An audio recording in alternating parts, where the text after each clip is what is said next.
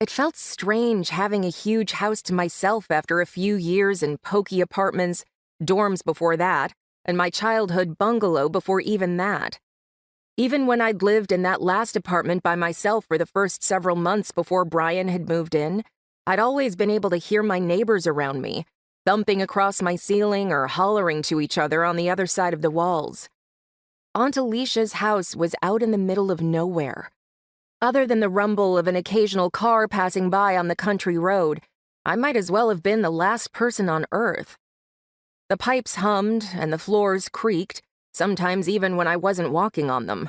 The kittens scampered around with the rasp of their little claws. But somehow the space still felt vastly quiet from the moment Melody headed home.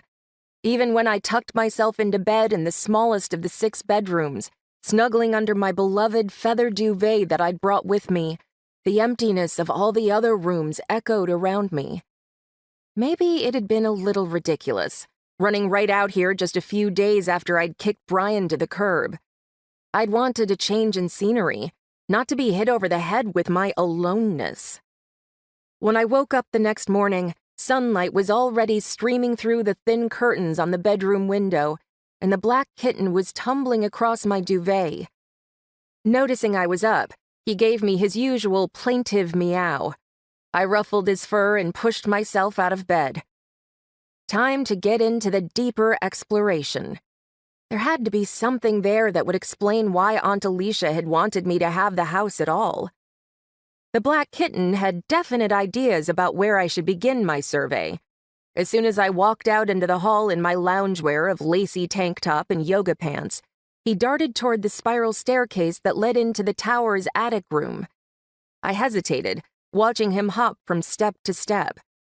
"Are you sure you don't want some breakfast first?" I called. He paused, peered at me between the wrought iron steps, and then kept bounding up. I would have liked some breakfast. A cup of coffee would clear some of the just-woke-up mugginess from my head, and my stomach pinched, empty as all these rooms. But something drew me to those stairs anyway. Maybe it was the kitten's determination to see his mission through. Maybe it was curiosity driving me to sort through the contents of at least one room. Or maybe there was more to it, a tug on a level I wasn't even conscious of.